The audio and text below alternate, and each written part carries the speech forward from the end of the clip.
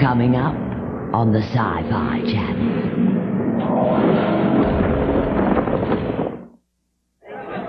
100 episodes. Can you believe it? Yes, this is Sci-Fi Buzz show number 100. And in television, folks, trust me, that is a milestone. So please stay tuned.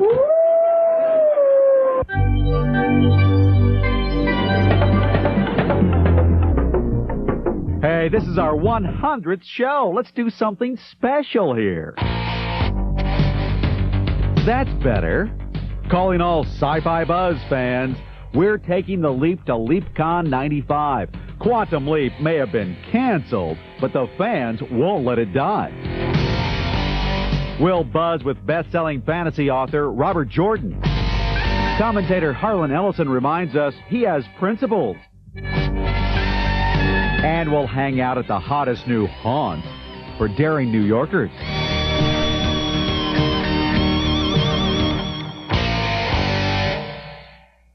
Hello, buzzers. I guess I've said that at least 100 times. Our 100th show here on the Sci-Fi Channel. Isn't it great? Thank you for being with us. This is Sci-Fi Buzz. I'm your host, Mike Jarek.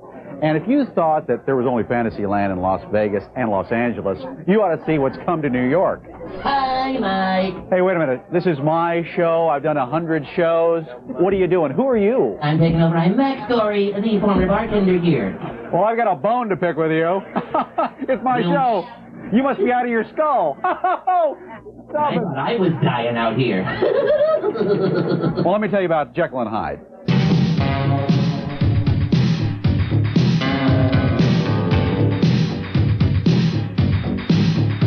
It's a wild and wacky place in Midtown Manhattan. You might call it a splendidly spooky restaurant and social club for eccentric explorers and mad scientists, where patrons can eat and drink among the bizarre and unusual.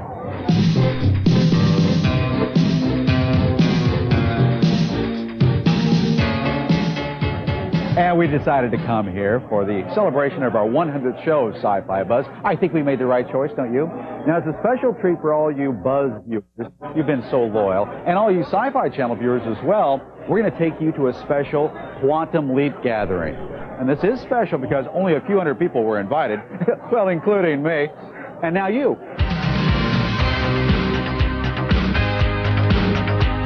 It's been nearly 2 years since the time travel series Quantum Leap was abruptly canceled by NBC.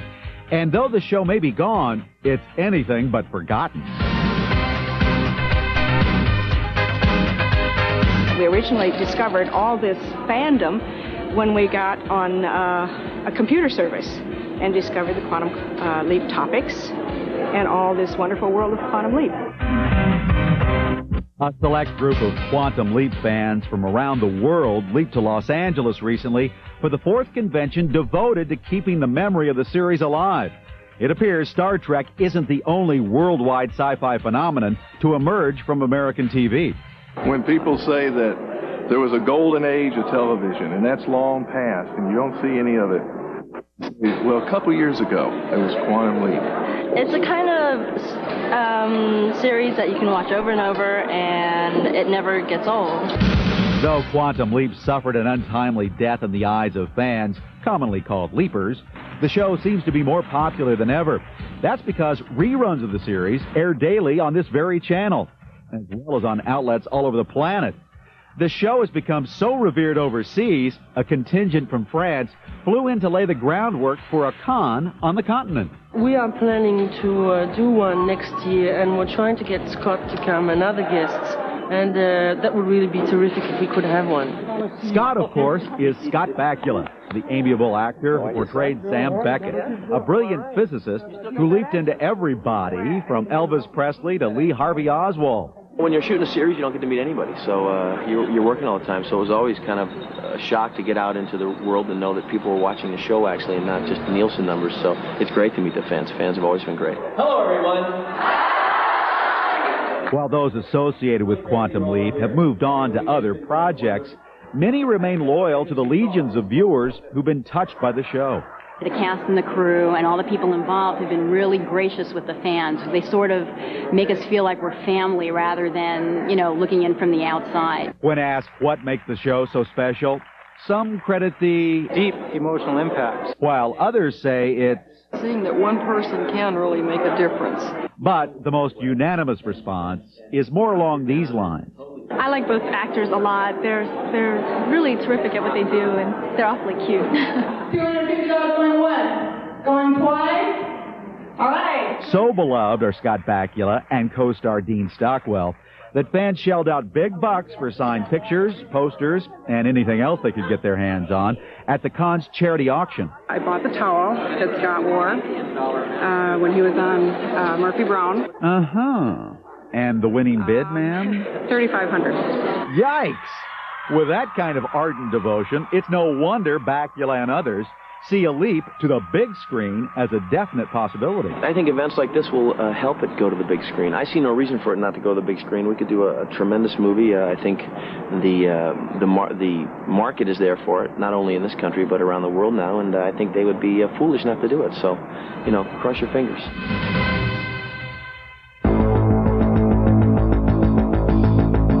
Our 100th episode hijinks continue when the creature crashes our party, along with commentator Harlan Ellison. Next.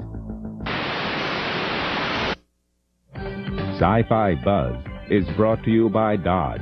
The more things change, the more things look like the new Dodge. Can what makes a car look good also make it safer? You'll find the answer in the new Dodge Stratus.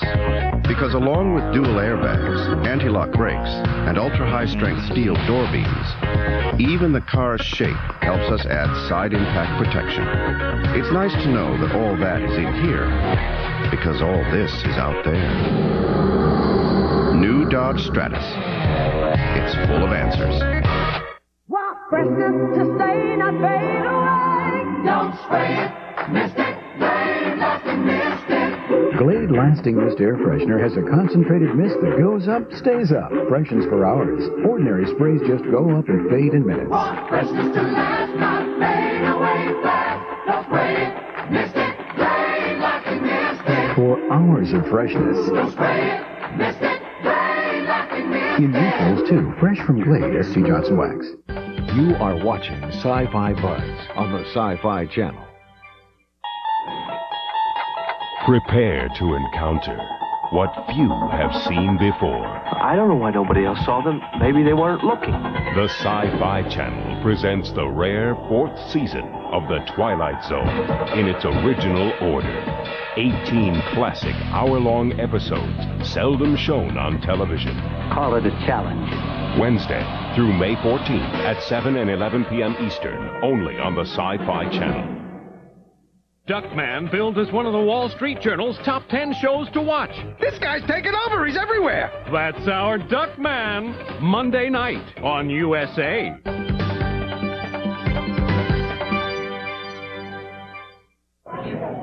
Hey, there's the guy that burnt my steak.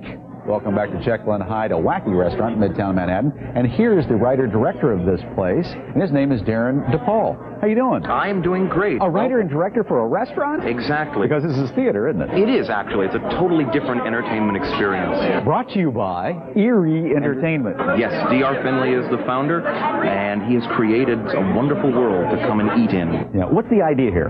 Well, the idea is that this is a social club for all sorts of strange, bizarre types. If you enter, the curtain has gone up the minute you go in the building. Yeah. And you'll be surrounded by the unusual and the bizarre. And the food's pretty good? The food is great. What else do you do here? Well, I write, I direct, I do funny voices as master puppeteer. You may recognize... Hi, how you doing? I was behind the bar. Taryn, goodness gracious. Well, you know your restaurant here. It's very nice and all that. But it's not the only new thing in New York City. Oh, no. Believe it or not, the Sci-Fi Channel is also new here. Oh, stop. Thank you. You're going to hurt yourself there. Come on. For your new viewers in the audience there, I want you to get your first taste of our commentator on the program, Harlan Ellison. Maybe the best way to do that is to listen to his very first commentary on this show almost 2 years ago. My name is Harlan Ellison. That's Harlan. I'm a writer.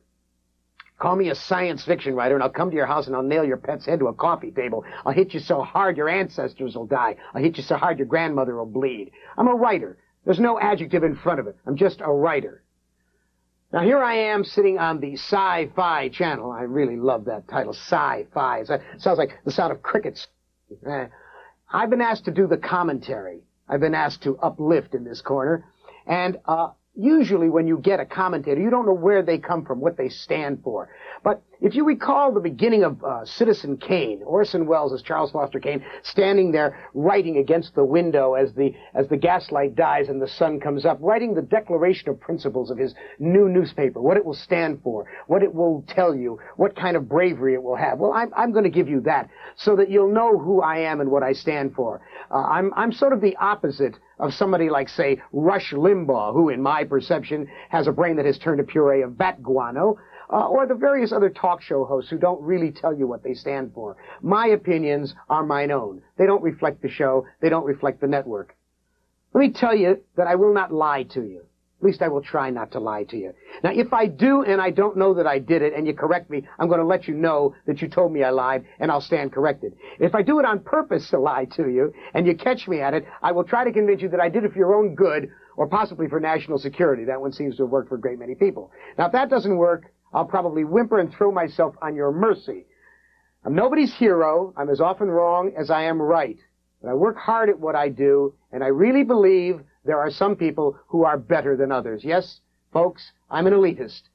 Yes, I know you could. On television, they will not hurt you if you say, you know, God picks his nose and eats it, or if you want to overthrow violently the United States government, or you say McDonald's makes toad burgers. But heaven forbid you should say that there are some people who are better than others. But in fact, it's true. Jackie Robinson, better. Eve Curie, better. Albert Einstein, you can't convince me that Albert Einstein wasn't faster, better, quicker, smarter, and one hell of a switch hitter at either side of the plate than anybody around him at the time. I believe that we are destined for something great. I believe that when we are at our best, when we try to paint the Sistine Chapel ceiling, when we walk on the moon, then we are our most godlike. To quote from Teilhard de Chardin, the great philosopher, theologian, humanist, and good Christian, the task assigned to us is to climb toward the light. That's what I will try to do in these commentaries. I will try to turn you on to things you need to be turned on to. I will chivvy and harass you, and I dearly hope I will insult you. Now, they only got me for 26 weeks, so I'll probably be gone as soon as I insult the wrong people. While you got me for 26 weeks, enjoy. And if I insult you, it's probably because you deserved it. That name was Harlan Ellison.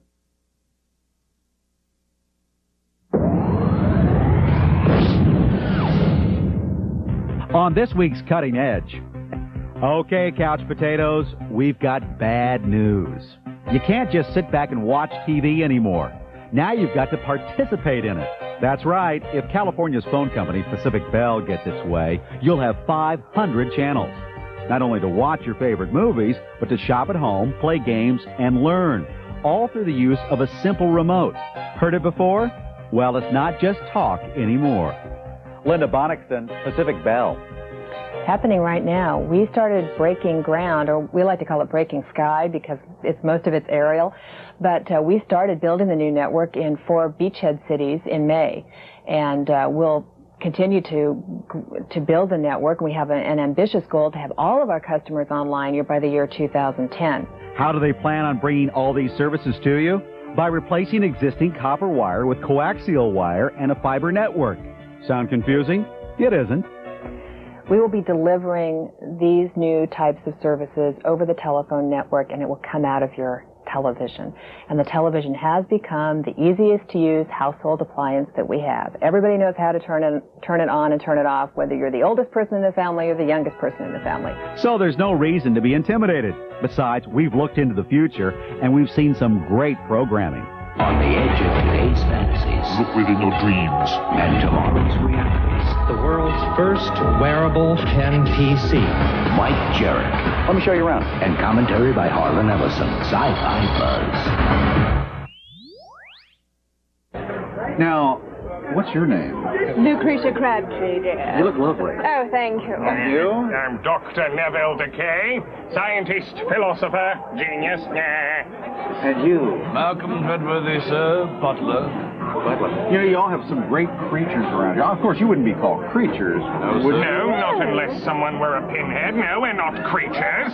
That's right, Of dear. course we're not creatures. We're people just like you.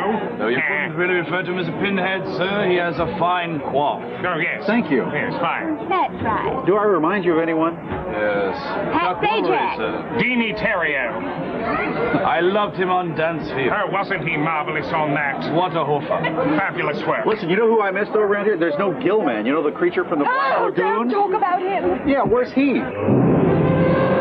Oh, there he is.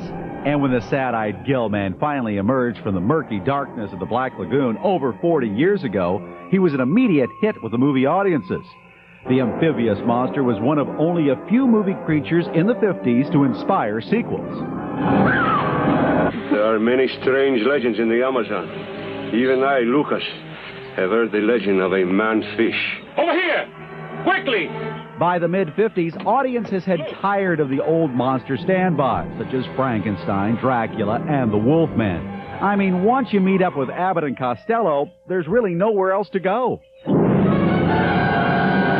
Like King Kong and Godzilla, the creature was endowed with a touch of humanity. The Beastie, as director Jack Arnold affectionately called him, lashes out only when provoked by the scientists who have invaded his peaceful Amazonian pond. It seems as though there's a gentle soul within him, one that is attracted to human standards of beauty. But you can't lust after a Homo sapiens woman and get away with it, especially when two of those men are already fighting over her. There's quite a bit of sexual tension in this film, mainly between the lovely research assistant, Kay, and the creature. This scene is as erotically charged as they came in the 50s. After all, the swimmers are both horizontal, and the creature is clearly moved by Kay's water ballet. We're trapped and fighting for our lives, and you're worried about whether people will believe us. The sharpest conflict in this film is between a trophy-hunting scientist who wants to capture the creature, dead or alive, and his colleague who wants to leave the creature in its own environment. Scientific advancement seems to have opened a can of worms for these men. Knowledge has increased their power, but they're at odds as to how that power should be wielded. You know, I pity him sometimes. He's so alone. The only one of his kind in the world. That theme also runs through the sequels to this film. Revenge of the Creature finds the beleaguered beastie trapped in a Florida seaquarium. He eventually escapes, and true to the formula laid out in the original, the creature develops a serious crush on another tasty blonde researcher. There were 4 rats in there when I changed my lights. Now there's only 3. But the most notable aspect of this movie is the film debut of Clint Eastwood, who plays a lowly lab technician. The creature can be changed. We can make the giant step and bring a new species into existence. 1956 brought The Creature Walks Among Us, another sequel that failed to live up to the original. After finding refuge in the Florida Everglades, the Gill Man is captured again for experiments in genetic engineering. With its preposterous plot and the absence of director Jack Arnold, this film drove the last nail in the coffin for the Creature franchise.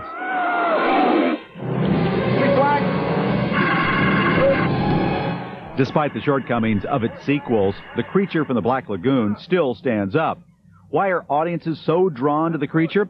Well, aside from the babes, the lovesick Gill Man is the most likable character in these movies.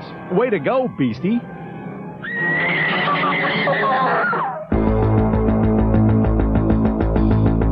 When we recharge, you'll meet Wheel of Time author Robert Jordan. With Dodge Neon's dual airbags and side impact beams, the question isn't safety. With the new Neon Coupe's multi-valve overhead cam engine and fully independent suspension, the question isn't performance. 2 doors or not 2 doors, that is the question. Say hello to the other Dodge Neon, the Coupe. Get up to $1,200 off Dodge Neon during the Dodge National Best Buy sale.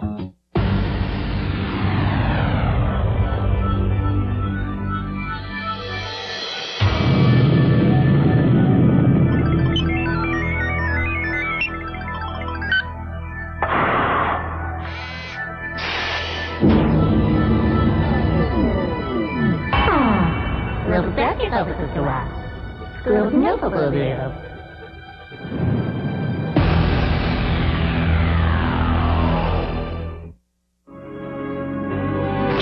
years ago, the Viking spacecraft took this amazing picture of the planet Mars. Do you see a face? NASA says you're seeing a trick of light and shadow. Science writer and former NASA consultant Richard C. Hoagland says NASA is hiding the truth. Now, for the first time, see and hear secrets about the existence of extraterrestrial life that have been guarded behind the closed doors of NASA. In the important video, The Monuments of Mars, A Terrestrial Connection.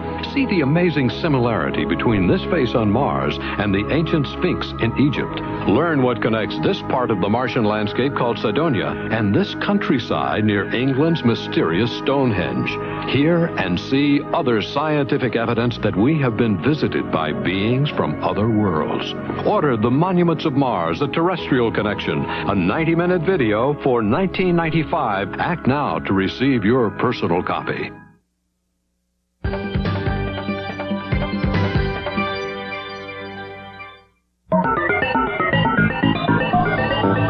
This is Mickey from West New York, New Jersey, and I'd like to recommend a series of compact discs by Omni Magazine.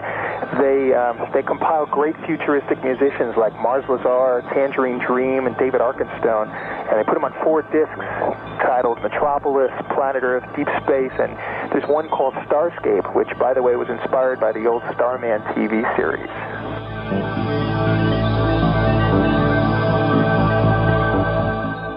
Look, this is what I do. This is what I am. I write. I make stories. Fantasy author Robert Jordan is one of the most popular storytellers today. His multi-volume books, The Wheel of Time, have created a phenomenon with over 2 million copies in print. Not only is Jordan one of the most read and talked about authors today, but he is also one of the hotter topics on the Internet Computer Network. What do fans tell you they like so much about your writing? It's a different thing for every person. Really? Yes. What do the women like? The women like the women. I was told by a number of women who came to signing several years ago that they were surprised to find out that I was a man. They thought no man could write women like that. Now, I like this because my editor used to say that I couldn't write women at all. I find this a very sweet revenge. Jordan, a veteran of the Vietnam War, has definitely connected with his audience, both male and female. And he has some definite thoughts as to why fantasy literature is so popular. 2 things, really, I think. One, you can talk about good and evil, right and wrong, and nobody tells you that you're being judgmental. And the other thing is, in fantasy, there's always the belief that you can overcome whatever obstacles there are, that you can make tomorrow better. And not only that you can, but you will if you work at it. Do you remember when you conceived the Wheel of Time series? The first thought that came to me was, what would it be like, what would it really be like to be tapped on the shoulder and told you were born to be the savior of mankind? And I then very quickly thought, what would happen if the savior of mankind really showed up and he was really there to save the world from impending doom? What would the real response of the world be? And after 10 or 12 years of knocking around in my head, because I always give my books a long lead time, that turned into the Wheel of Time. Jordan's books have been called a combination of Robin Hood and Stephen King. He manages to create characters that seem real, perhaps because he uses many of his own personal experiences in the telling of these epic stories. Do you ever use your experiences in Vietnam in your stories? Yes, indirectly. I know what it's like to have somebody trying to kill you. I know what it's like to try to kill somebody. And I know what it's like to actually kill somebody. These things, I think, help with writing about people being in danger, or especially if it's in danger of violence, which happens occasionally in my books. Meanwhile, Jordan continues to work on the next volume of the Wheel of Time series, with no idea when he'll finally wrap the whole thing up. I know where I'm going. You do? I know where I'm going. I know the last scene of the last book. I could write it now. I could have written it before I started this series. I know how all of the major storylines are going to resolve. I just have to get there. And I'm not sure how many books it's going to take. There are going to be several more books. There are going to be some more books. There will be a few more books, but not too many. No telling how many volumes of The Wheel of Time we'll eventually get. But with Robert Jordan as the author, you can bet we're in for some very interesting reading.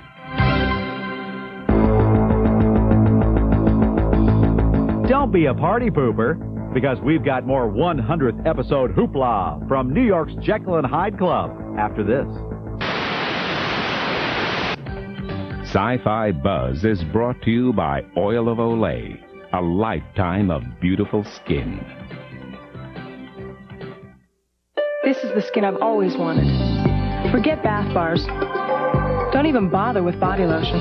Now all I use is this. It's this new 2-in-1 moisturizing body wash from Oil of Olay. You get a lotiony cleanser with a soft Olay puff, a little dab on the puff, and suddenly there's this wonderful moisturizing lather. Much better than beauty bars. And the special Olay moisturizers are actually absorbed by my skin. New Oil of Olay 2-in-1 moisturizing body wash. Moisturized skin no bath bar can touch. Body lotion? I don't even think about it. Dodge changed the rules of truck power. The rules of safety, comfort, convenience. And while we were changing those rules, another one changed all by itself. New rule. Dodge pickups now have higher resale than Ford, Chevy, or GMC. Want proof? Check the rule book. The rules have changed. At America's Truck Stop, the new Dodge. You are watching Sci-Fi Buzz on the Sci-Fi Channel. Are you out there, AT&T? Of course you are. You're not going to like this. You know how all along you've been telling us at MCI to put it in writing? Sort of implying that we weren't telling the truth about our savings. Well, approve of the savings statement. We're sending them to our new friends and family customers, showing them how they save. Put it in writing. I hate to say it, AT&T, but you asked for it. For years, AT&T's television commercials convinced my mom, my sister, and me not to join MCI savings programs. Then we heard about MCI's new friends and family, and we decided to try it. So we joined together. Now, when we spend just $10 a month, we save 50% on all the calls we make to each other. That's half of what we used to pay on AT&T's basic rate for the same call. And now we realize that all the time AT&T was telling us not to join MCI, they were charging us America's highest long-distance rate. I'm Marnie. And I'm Nikki. I'm Elaine. I'm Michelle. And I'm Chuck Woolery. Welcome back to Sci-Fi Buzz. Hey, these are New Yorkers here who are now going to get the Sci-Fi Channel. Are you excited? Isn't that fun? Yeah? Now, why do you like Sci-Fi Channel? I like Star Trek movies. Oh, yeah, stuff like that? I love How about Dark Shadows? Anybody like that? I used to watch it when I was a kid. Oh, yeah? Just a few years ago, right? Yeah? Just a couple. Yeah? How about you kids? What do you like to see on the Sci-Fi Channel? We like scary movies! Especially you, Marnie, right? Marnie, of course. Well, thank you all for watching over the last 100 episodes of the show. And all you new folks in New York, and now Seattle, Washington as well, we promise you the best in science fiction, fantasy, and horror. For instance, next week, it's the return of the Scream Queens. We'll see you then. Bye-bye, everybody.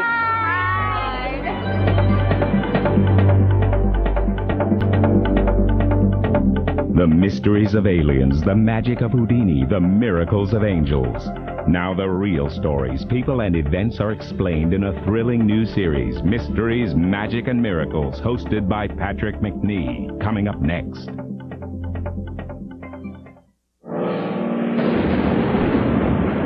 Coming up on the Sci-Fi Channel.